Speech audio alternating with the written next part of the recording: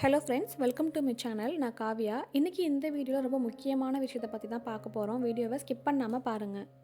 காசு பணம் இல்லாமலே ரொம்ப ஹாப்பியாக இருக்கலாம் அப்படின்னு சொல்கிறவங்க என்ன தான் இருந்தாலுமே ப்ராக்டிக்கலாக இந்த காலகட்டத்தில் பார்த்திங்கன்னா பணம் தான் பாதி ஸ்ட்ரெஸ்க்கு காரணம். அதாவது பணம் இல்லாதது காரணம். நம்மக்கிட்ட அந்த பணம் கொஞ்சம் அதிகமாக இருந்திருக்கலாமோ, இருந்திருந்தால் நம்ம ஸ்ட்ரெஸ் இல்லாமல் இருந்திருக்கலாமோன்னு யோசிக்கிறவங்க நிறைய பேர் இன்னும் இருக்காங்க.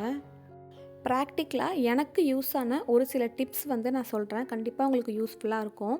சேல்ரி ஒருத்தவங்களுக்கு ஒரு விதமாக இருக்கும். சில பேர் 1,00,000 சம்பாதிக்கிறவங்களும் இருப்பாங்க. சில பேர் 50,000 சம்பாதிக்கிறவங்களும் இருப்பாங்க. ஏஜ் டிஃப்ரென்ஸ் ஆல்சோ இருக்கும். 24 வயசு, அதாவது இப்போ படித்து முடித்த பசங்க நம்மளை விட நிறைய சம்பாதிக்கிறவங்க இருப்பாங்க. பட் 35, 36, 40+ இருக்கிறவங்க ரொம்ப கம்மியாக சம்பாதிக்கிறவங்களுமே இருப்பாங்க. ஓகே, இப்போது டிப்ஸ் பார்க்கலாம். நான் யாரோட சேலரியுமே டிபெண்ட் பண்ணி இந்த அமௌண்ட் அந்த அமௌண்ட்லாம் சொல்லலை. நான் ஓவராலாக சொல்கிறேன். பொதுவாகவே இப்போ எல்லாருக்கிட்டேயுமே ஜிபே இருக்குது, கரெக்டாக? ஸோ 2 அக்கௌண்ட் யூஸ் பண்ணுங்கள். அதாவது 2 பேங்க் அக்கௌண்ட் யூஸ் பண்ணுங்கள். ஒரு அக்கௌண்ட் ஆஸ் யூஷுவல் செலவுகள் எல்லாமே நம்ம அதில் தான் பார்த்துப்போம். இன்னொரு அக்கௌண்ட்டை சேவிங்ஸ்க்குன்னு வச்சுக்கோங்க. அதை நீங்கள் பார்த்தீங்கன்னா எப்படி சில பேருக்கு அதை எடுக்கிற சுச்சுவேஷன் வரலாம். சில பேருக்கு எடுக்காமலே இல்லை, அது அப்படியே சேவிங்ஸாகவே இருக்கட்டும்னு நினைக்கலாம். எதுவாக இருந்தாலுமே 2 அக்கௌண்ட் யூஸ் பண்ணுங்கள்.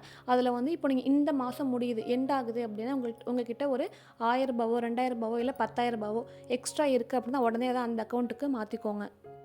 இல்லை, எனக்கு அக்கௌண்ட்டில் வச்சுக்கிறதெல்லாம் சேஃப் இல்லை, எப்படியுமே நானே அதை எடுத்து செலவு பண்ணிவிடுவேன் அப்படின்னு யோசிச்சிங்கன்னா நிறைய ஸ்கீம்ஸ் இப்போ அவைலபிளாக இருக்குது.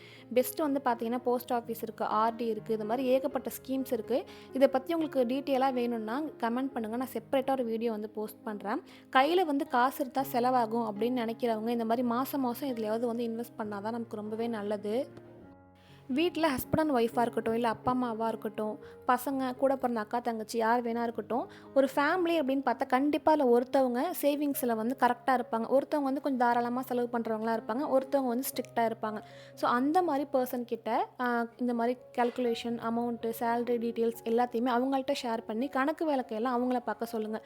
ஈகோ எதுவுமே இல்லாமல். பிகாஸ் ஒருத்தவங்க செலவு பண்ணுறாங்க, அந்த மனப்பான்மை அவங்களுக்கு இருக்குது அப்படின்னா இன்னொருத்தவங்க செலவு பண்ணாதவங்கள்ட்ட கொடுத்தோம் அப்படின்னா கண்டிப்பாக அதில் நமக்கு சேவிங்ஸ் கிடைக்கும். எனக்கு சூப்பராக ஒர்க் ஆன இன்னொரு ப்ராக்டிக்கல் டிப் ஒன்று சொல்கிறேன்.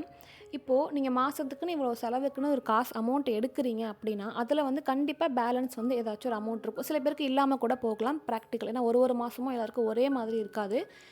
செலவு நமக்கு அதிகமாக கூட இருக்கலாம். ஸோ அந்த மாதிரி இருக்கும்போது ஃபார் எக்ஸாம்பிளுக்கு இந்த மாதம் இப்போ எண்டில் உங்கள்கிட்ட இப்போ 2,000 ரூபாவோ இல்லை 1,000 ரூபாவோ 500 ரூபாயோ வாட் எவர் உங்கள்கிட்ட ஒரு அமௌண்ட் இருக்குது அப்படின்னா அதை நீங்கள் வீட்டில் உள்ளவங்க யாருக்கும் தெரியாமல் ஒரு பிளேஸில் வச்சுக்கோங்க. ஏன்னா 500 1000 கொண்டு போய் நம்ம எந்த ஸ்கீம்லையும் அப்போதைக்கு சடனாக போட முடியாது. ஏன்னா மந்த்லி பிளான் வச்சு தான் நம்ம சேவிங்ஸ் இதெல்லாம் பண்ண முடியும். உங்கள்கிட்ட இந்த மாதிரி ஒரு அமௌண்ட் ஒரு மாதத்துக்கு ஒரு அமௌண்ட் உங்கள்கிட்ட எக்ஸ்ட்ரா இருக்குது அப்படின்னா யாருக்கும் தெரியாமல் உங்கள் வீட்டில் சேவ் பண்ணி வைங்க. திருட்டுத்தனமாக சேவ் பண்ண சொல்கிறீங்களா? அது அப்படி கிடையவே கிடையாது. அது உங்களோட ஃபேமிலி சடனாக ஏதோ ஒரு செலவு வருது அப்படிங்கும் போது அந்த அமௌண்ட்டை அப்போ நீங்கள் எடுத்து யூஸ் பண்ணிங்கன்னா அவங்களுமே சந்தோஷப்படுவாங்க. பரவாயில்ல, அமௌண்ட் நம்மக்கிட்ட இருக்குது அப்படின்னு. இது தெரியாமல் எடுத்து வைக்கிறது, திருட்டுத்தனமாக எடுத்து வைக்கிறது அப்படி தப்பான எண்ணமே கிடையாது. அந்த அமௌண்ட்டு உங்களுக்கே ஒரு நாள் கண்டிப்பாக யூஸ்ஃபுல்லாக இருக்கும். இப்போ நீங்கள் ஒரு 1,000 ரூபாய் 1,000 ரூபாய் எடுத்து வைக்கிறீங்கன்னா மாதம் 5,000 ரூபாயாக மாறும். இன்னும் எக்ஸ்ட்ரா கொஞ்சம் காசு போட்டு கோல்டு கூட நம்ம வாங்கலாம், இல்லை சில்வர் வாங்கலாம். நம்மளால் என்ன முடியுதோ அதை நம்ம பண்ணிக்கலாம். திடீர்னு தீபாவளி வருது, பொங்கல் வருது, உங்கள்கிட்ட அப்போவும் திடீர்னு அமௌண்ட் இல்லாமல் போகலாம். திடீர்னு செலவு வருது, ஏதோ வாஷிங் மிஷின் ரிப்பேர் ஆகலாம், ஃப்ரிட்ஜ் ரிப்பேர் ஆகலாம், ஸோ சிலிண்டர் சடனாக காலி ஆகலாம், பட் சேலரி இருக்காது. ஸோ அந்த மாதிரி டைமில் அந்த சின்ன சின்ன சேவிங்ஸ் உங்களுக்கு பெரிய ஹெல்ப்ஃபுல்லாக இருக்கும். இது எனக்கு ரொம்பவே யூஸ்ஃபுல்லாக இருந்துச்சு.